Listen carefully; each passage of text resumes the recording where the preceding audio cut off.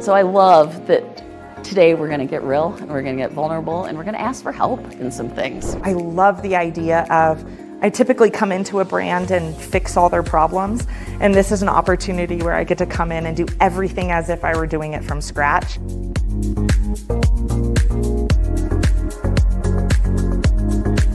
What I saw about 9 months ago was, hey, I need to really dig in and be intentional to put myself out there, to meet new people, and to reinvigorate my tribe, for me to not get burnt out and to keep going and to keep giving back to this space.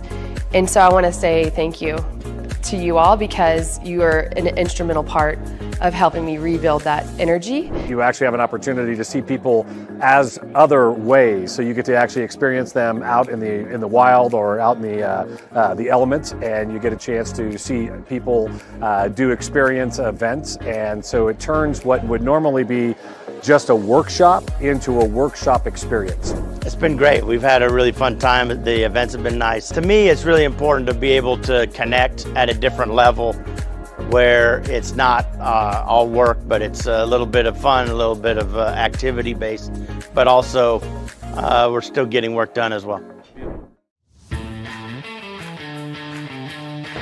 Time to slingshot.